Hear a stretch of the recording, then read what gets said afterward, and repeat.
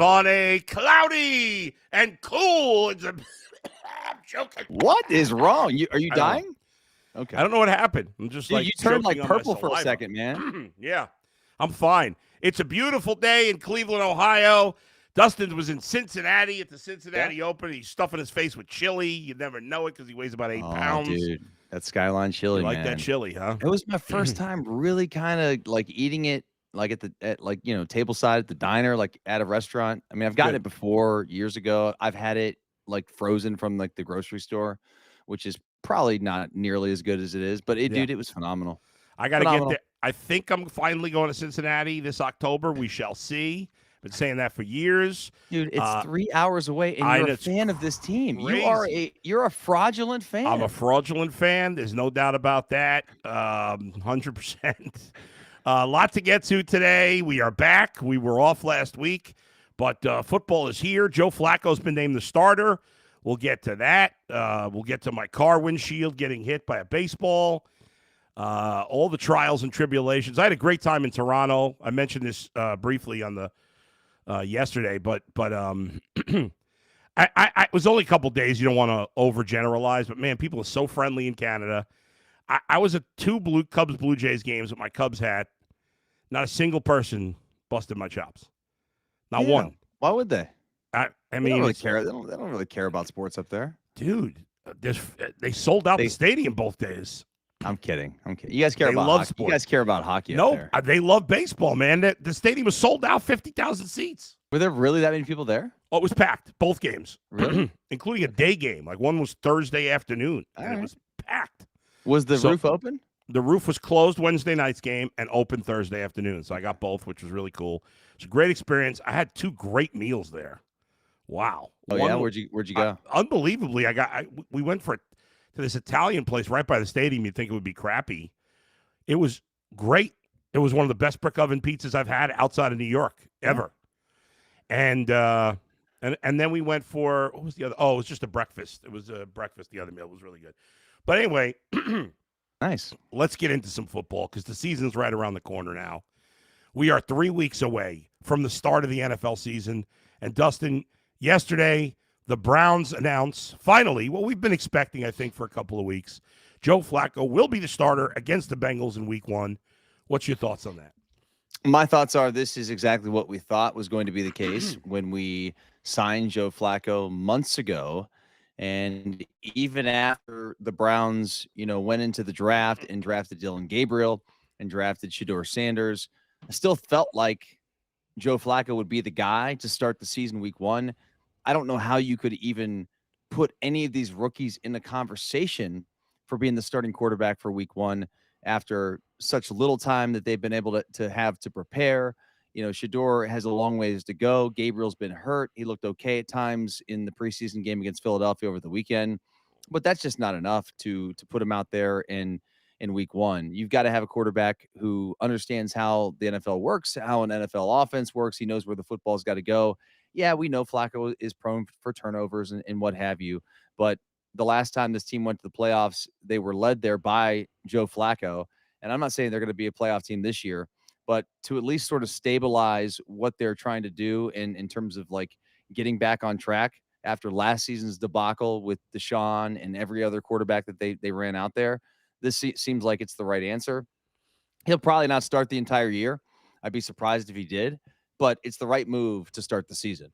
Yeah, it's 100% the right move to start the season. I agree with you. For sometimes in the media and certainly and with fans as well, we can look at it and say, well, the Browns aren't good, so you might as well play the young guys. But that's not always what's best for the team, and it's certainly not always what's best for the players. First of all, how many non-first-round pick quarterbacks start week 1? I mean, that's not common. It happens. It does. It's so rare. I mean, the last really good one I remember was Russell Wilson, and that's years ago. It was like 2012. Yeah, I mean, it's just very uncommon, and especially in this situation because there were so many guys fighting for reps, that there's no reason to believe these guys are ready to play. I mean, both showed some positives. To me, I saw more positives from Shedeur than I did for Dylan Gabriel, but it doesn't matter. It's unlikely that either of them is ready to start week one. And so you go with the guy, and you know all the veterans on this team want Joe Flacco to start. And that's what you can't give up on the season before it starts. And yeah, you're not going to the Super Bowl with Joe Flacco, but you're not going to the Super Bowl with a rookie quarterback either. It's just so unlikely. Yeah, but I mean, you've got a chance with Flacco that he Right. can go out there. He throws the prettiest ball. It's going to look like an NFL offense for the most part, most of the time. I just think it's the right move. I know they probably would have liked to start Kenny Pickett just because they traded for him. There might still be some upside. I said might, by the way. Yeah. Like, I don't think that there is, but there might be, at least in the Browns' Sure. eyes, because he hasn't played a ton and he's played some winning football at times. Hasn't really had to put up big numbers, but he's been hurt. So he's not going to see the field week one. He'll probably see the field at some point when he gets healthy, but not right now. And Flacco is here for a reason. There's a reason that he didn't take a ton of reps in the preseason and throughout the games and what have you, because they know what he is, they know what he has, and they know what he can do. And he's a great guy, and he's a great teammate, and he's been a hell of an NFL quarterback for damn near 20 years. Yeah, and it's funny, you said before he has a lot of turnovers, and his career has got as older, he does turn the ball over. Early in his career, when he was at his best with Baltimore, he didn't throw a ton of touchdowns and he didn't throw a ton of interceptions. And now he's like Brett Favre at the end of his career. It's a lot of touchdowns, a lot of interceptions. It's funny how that has changed for Joe Flacco in his older seasons. I think probably the reason he didn't put up his big numbers generally in his time in Baltimore is because they were so good on defense and they ran the ball well. They didn't really need him to play that way, but we all remember that postseason run he had in Baltimore. It wasn't turnovers. It was all touchdowns, and it was huge numbers. It was one of the all-time great postseason runs by Joe Flacco. And to your point, even though I still think they're not a very good team, I may disagree with Danny Cannell. I certainly do, but he said yesterday he thinks the Browns can win 9-10 games this year. I think he's crazy, but you certainly raise your ceiling by starting a veteran who has played a lot of games, who is not going to get fooled. He's gonna throw picks because he's going to be ultra aggressive and try to fit things into windows that maybe aren't always going to happen. But he's not going to get fooled. He's not going to not understand what the defense is trying to do to him, which is something that's an issue for rookies. Yeah, I mean, listen, if the Browns are to win 9 or 10 games this year, it would take a heroic effort from our defense. Mm-hmm. It'd have to be a very similar situation to what we saw, like you mentioned there, with Baltimore. Yeah. Like, Flacco would have to be smarter and take care of the ball, and the defense would have to be coming up with crazy turnovers. They have to be getting points off those turnovers. Yep. We have to have our kicking game be excellent. Right. Which has not been. We've had a good punt game. It was in 23. Remember in 23 it was. Well, and then last year. And then they signed their kicker to Right. like this extension and guaranteed money, and Yeah. then he went to shit last year. Yeah, he so did. he's got to be better this year for this team to win more than, the Vegas total, I think, is 4.5 or 5.5 games. Yeah. For the Browns to surpass that, they have to be excellent in all facets, really. Yeah. Because I don't think they're going to be excellent on offense. I think they're going to be mediocre at best. Right. But mediocre and take care of the ball is okay if you're playing really good defense and playing extremely tight in good football and special teams. Yeah, I mean, if their defense is as good as 23, which is a big ask because they were superb in 23, and if their kicker is as good as he was in 23, again, a big ask because he was superb in 23, then yeah, with a mediocre offense, you can be a competitive team, no doubt about it. They weren't even mediocre on offense that year for a lot of the season until Joe Flacco took over. But he gives them a chance to have their highest ceiling at least early in the season.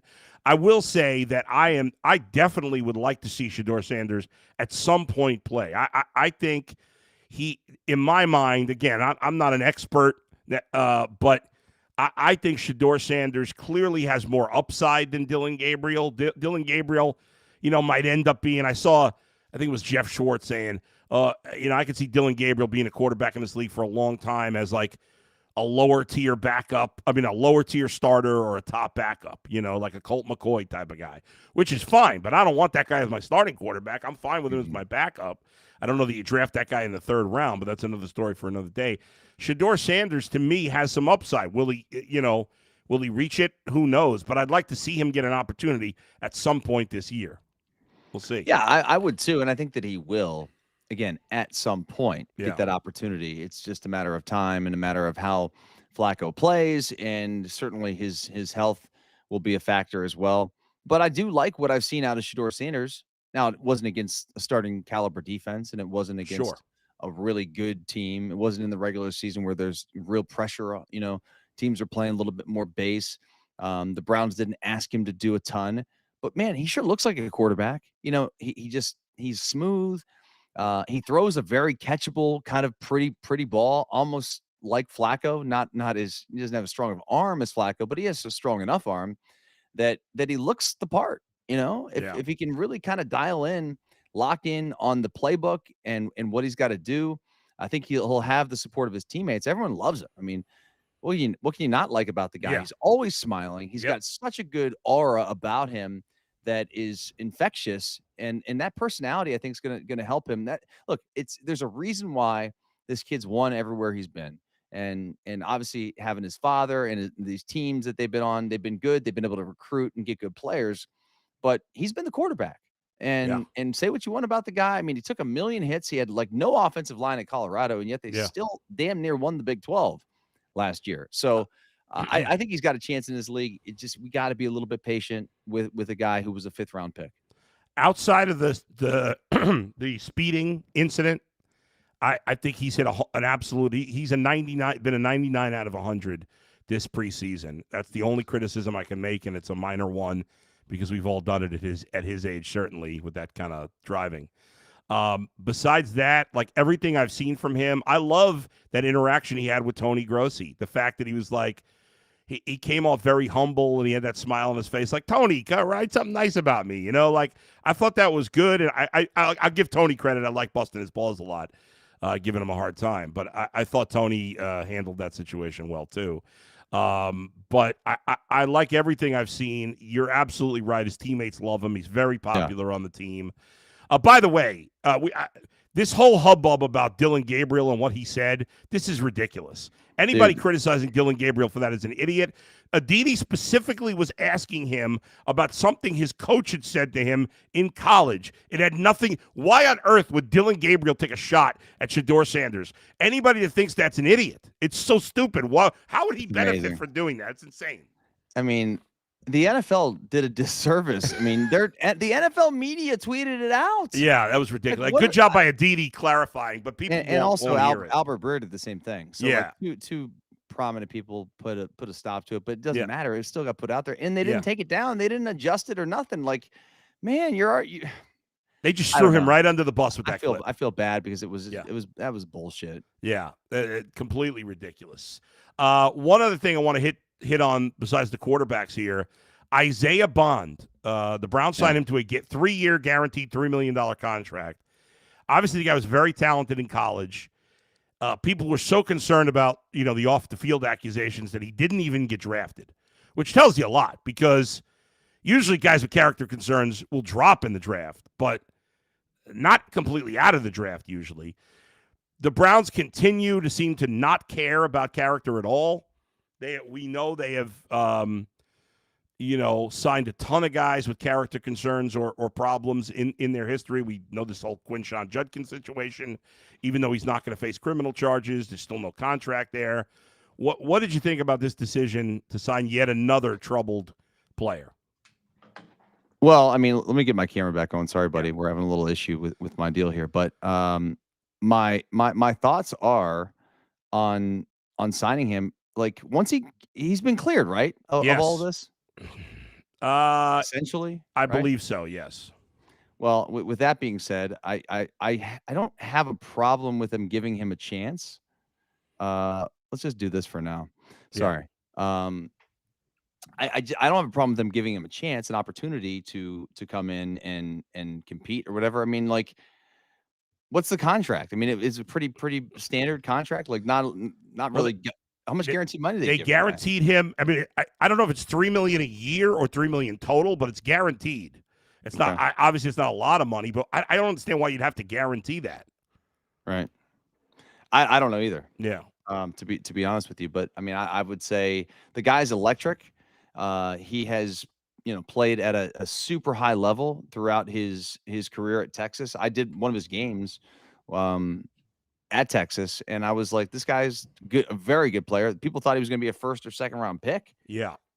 Maybe third round pick, whatever, first, second, third round, first day, and he was not because all these allegations. So I don't know the kid. I mean, I have no idea. It's up to the Browns to try and figure this out, but they've signed some highly questionable guys. You're right.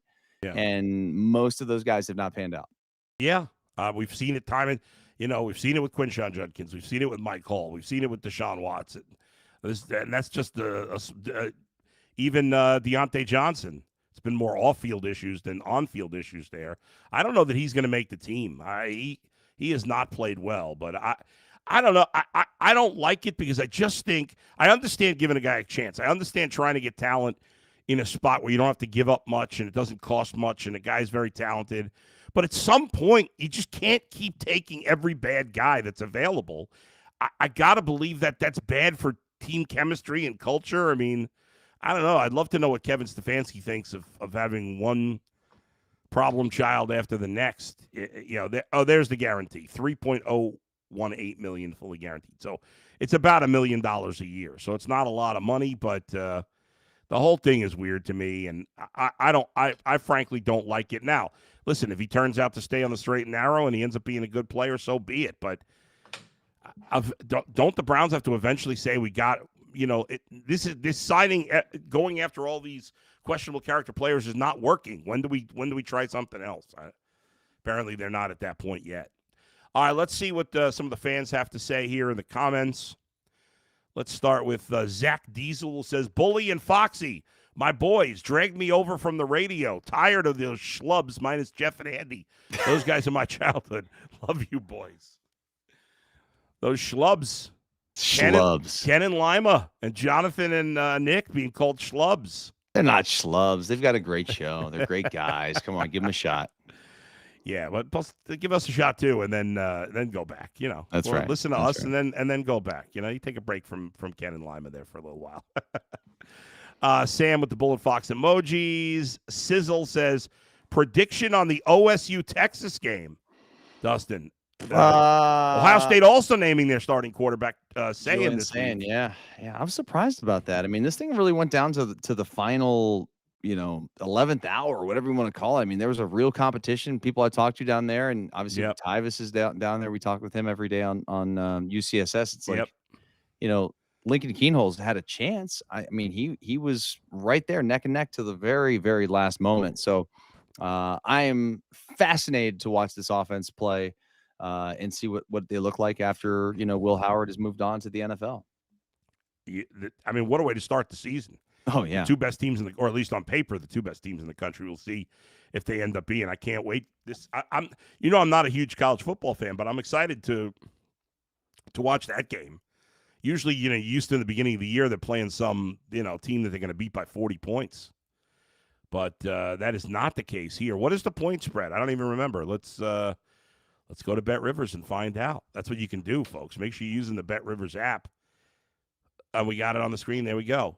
Ohio State by 2.5 at home. That makes sense, right? Okay. All right. I mean, they're basically even teams. The over-under 47.5. Which way would you lean on that? I like the Buckeyes. And you know what I like? I like the fact that they are not number one. Okay. I think that takes a little pressure off. And I think it also gives them a little motivation going into this. Like, we just won the Natty. Yeah. Everybody's back. I mean, you have the best college football player in Jeremiah Smith. Yeah. And to not be number one, I just feel like that is the quarterback's not back and the running backs are not I get back. it. But a lot of key guys are back. I get it. You're right. Yeah. I get it. But still. Yeah. Ohio State's going to take that as a slight, and 100%. I love that they could have any sort of chip on their shoulder, going into this game. So I'm excited about that. Yeah, that is unusual for them to have that. It's very rare. If you're taking the over, where are you on the over under 47? I would take the under on that. I'd take the under. Oh, it's no fun betting the under though.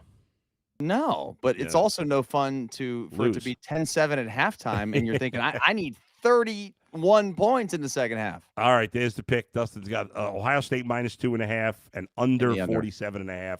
That game is 11 days away. Do you believe it? I mean, it's crazy, dude. I'm doing a game this weekend in High school, right? Today's Tuesday. I'm doing a high school game in Alabama on Friday night, 9:00 ESPN2. IMG Academy at Hoover, Alabama, which is should be a good game.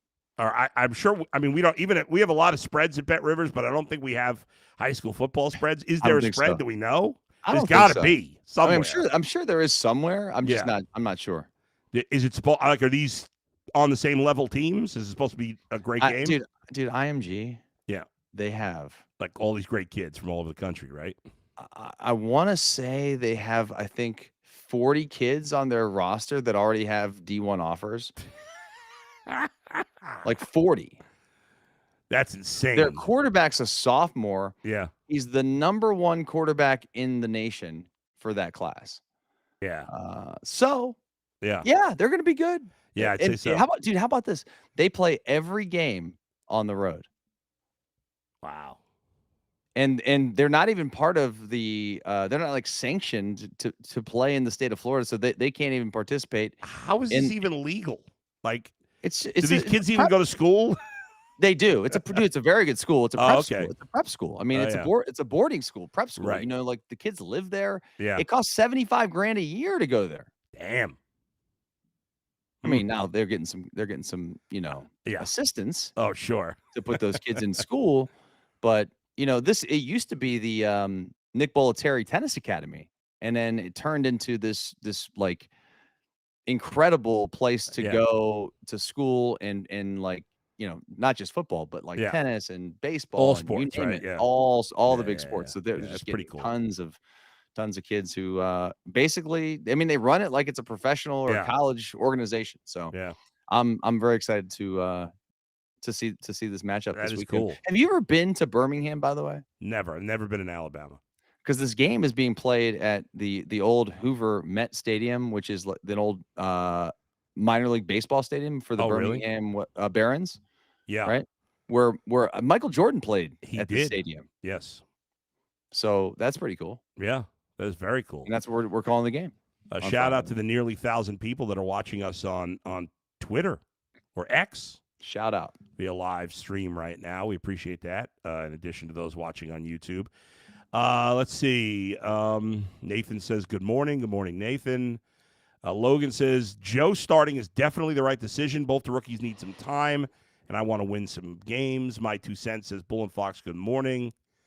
Nathan says, Skyline chili is great, but it gives me lots of gas, lots of farts. Of course, it's not even Skyline chili. Any chili is going to give you gas. What are you going to do? Part of the deal. You eat food that's kind of like not that healthy for you. It's probably going to tear your gut up a little bit. That's true. So, price you pay. Zach Diesel, Bull, get your ass to a Bengals game. Cincy versus Browns. You and Dusty do a live I would not go to a Bengals versus Browns game. The game I'm looking at going to is Bengals Steelers Thursday night football at Cincinnati. And then I would take that Friday off, and then we do some sightseeing in Cincinnati, maybe go to the Columbus Zoo on the way back. Nice. That's what we're thinking about doing. So what's funny is we were finally going to go. I had tickets 2 years was it 2 years ago? Yeah, 2 years ago to Bengals Seahawks, right? We were set. Okay. We had the tickets. And then Joe Burrow got hurt. And I'm like, I'm not going to see, no offense to Jake Browning. I mean, I was like, I'm not going to see Jake Browning. We were going to see, my son wanted to see Joe Burrow. Right. So we sold the tickets, and the trip got delayed. And hopefully, I think this year it'll finally come together. Casey says Toronto sells $20 tickets the whole game. That's cool. Nathan, what is the status for Shedeur for Saturday at the stadium against the Rams? I don't think we know yet. It sounds like he's probably not going to play. The way that Stefanski talked about it this week, and it is like they pretty much are shutting him down, it sounds like, for the rest of the preseason. Yeah, who knows? I mean, it's even possible. It's possible. Yeah. I mean, it's not like this guy has a it's an oblique strain, so it's a day-to-day deal. And if you've ever had one of those, They're painful. Yeah. And they're even more painful when you got to do some sort of contortion with your Yeah. with your torso. You know what I mean? And that's what this guy has to do. Playing Yep. quarterback, these pitchers and baseball players too. Like anybody who's got to throw, it's really tough with a pulled oblique muscle. Yeah, I think it's gonna be very hard for him to play this Saturday. Browns were a 7-point favorite in the final preseason game of the year. Zach Diesel, Bull, happy 14 years, buddy. Cleveland loves you. Thank you. Yesterday, Dustin, it was 14 years ago yesterday that I moved to Cleveland for the Bull and Fox show. Yeah, dude. It was we started, when was it? The 29th? August 29th, 2011. Yep. We started. Let's see. Where's the time go, man? It's been a long time, man. You were young then. I was middle-aged. I was in my 20s. Now you're middle-aged and I'm old. Age is a number, man. Come on. Yeah, that's true. Give yourself some credit. Christopher Myers, Bull and Fox, even though it will most likely never happen, what do you guys think about the Browns trading for Trey Hendrickson? What would you give up to get him? I honestly don't think Trey Hendrickson, as great as he is, and obviously if the Browns had Trey Hendrickson and Myles Garrett, Mason Graham, their defensive line would be great, but are you going to pay another defensive, like, he's pissed because he wants a contract, not as much as Myles Garrett, but close to it. You're gonna when you have an offense that like Trey Hendrickson's 30, you're gonna pay another 30-year-old. I think if you're gonna pay Trey Hendrickson a ton of money, you got to be a team ready to win a Super Bowl, which is why the Bengals should freaking pay him. But they're stupid and they're not. So if they're not trading him to the Browns, so it doesn't matter. There's no way they would trade him to the Browns. It rarely happens where a star player would get traded in division. No. There's no way they're going to do that and have to face him and Myles Garrett on opening day. I mean, come on. Michael says the Browns will be 0-6, followed by 4-9. Stop being delusional for a final record of 4-15. How could they? That would be 4-15. That's too many games. That's 19 games. But it's close. Bull and Fox math right there. And Clee Football 25 says, when are you on UCSS again? I'm on today for the first time in almost 2 weeks. Dustin's on tomorrow, right? Tomorrow. Yep. Yeah, there you go. And then once football season begins, you're on every day, right? I'm on every day once football And I'll be on begins, Tuesdays and Wednesdays. There we go. So that starts season. the first week of September, so we're right around the corner to being on more often. Yep. All right, thanks to Max and Z for producing today. I never told real quick. I'm about to leave for Toronto. Right, Monday morning. I was supposed to go to Toronto or to Canada, not Toronto Monday morning. But on Sunday, before we leave, I'm at the baseball field. Because obviously I'm coaching, but I actually wasn't there because I was coaching. I was just there because I was just checking up because I'm the president of the league, right? So I'm checking up, making sure everything is okay. I was there for 5 minutes. I double parked. Foul ball bounced, crashes my windshield, boom. And so the whole windshield got smashed, huh? Yeah, whole front windshield. I had to wait 2 days to get it fixed, so that's why our trip got delayed. That really sucked. But anyway, it's all fixed now. All right, thanks to everybody for joining us. Thanks to everybody in the chat. Thanks to everybody on the X. For Dustin, I'm Adam. We'll talk to you next time right here in the bullpen. See you, everybody. Peace.